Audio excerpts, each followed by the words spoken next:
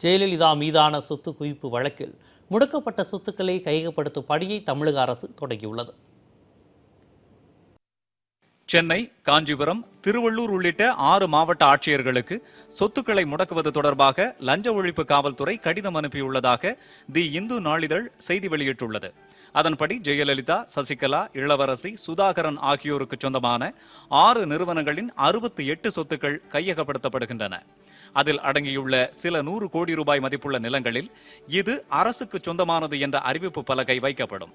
சொத்து குவிப்பு வழக்கில் 128 சொத்துக்கள் முதலில் முடக்கப்பட்டன. ஆனால் அவற்றில் 68 சொத்துக்கள் வருமானத்திற்கு அதிகமாக சேர்க்கப்பட்டது எனவும் அவற்றை அரசு கையகப்படுத்தவும் நீதிபதி மைக்கேல் டி குன்ஹா உத்தரவிட்டார். இதில் சென்னை TTK சாலையில் உள்ள லெக்ஸ் ப்ராப்பர்ட்டி கட்டடம், நுங்கம்பாக்கம் மற்றும் நீலாங்கரையில் உள்ள நிலங்கள், தூத்துக்குடியில் உள்ள ரிவர்வே அக்ரோ ப்ராடக்ட்ஸ் பிரைவேட் லிமிடெட் நிறுவனத்திற்கு சொந்தமான 1166 ஏக்கர் பரப்பிலான நிலம், காஞ்சிபுரத்தில் உள்ள 183.64 ஏக்கர் பரப்பிலான நிலம், திருவாரூர் மாவட்டத்தில் உள்ள 29.71 ஏக்கர் பரப்பிலான நிலம் ஆகியவை முடக்கப்படும் என தெரிவிக்கப்பட்டுள்ளது. இந்த சொத்துக்கள் அனைத்தும் தமிழக அரசுக்கு சொந்தமாகும் என்பதால் அவற்றை அலுவல் ரீதியாக பயன்படுத்துவதா அல்லது ஏலம் விடுவதா என்பதை அரசே முடிவு செய்யும்.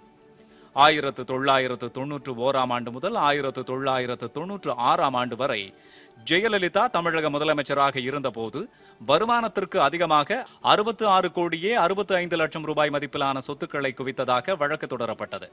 இந்த வழக்கை விசாரித்த கர்நாடக சிறப்பு நீதிமன்ற நீதிபதி மைக்கேல் டி குன்ஹா ஜெயலலிதா, சசிகலா உள்ளிட்ட 4 பேருக்கு 4 ஆண்டுகள் சிறை தண்டனை விதித்து தீர்ப்பளித்தார்.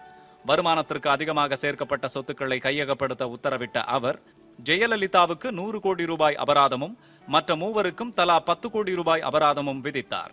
குன்ஹாவின் இந்த தீர்ப்பை கடந்த பிப்ரவரி மாதம் உச்சநீதிமன்றம் உறுதி செய்ததால் சசிகலா, இளவரசி, சுதாகரன் ஆகியோர் சிறை தண்டனை அனுபவித்து வருகின்றனர்.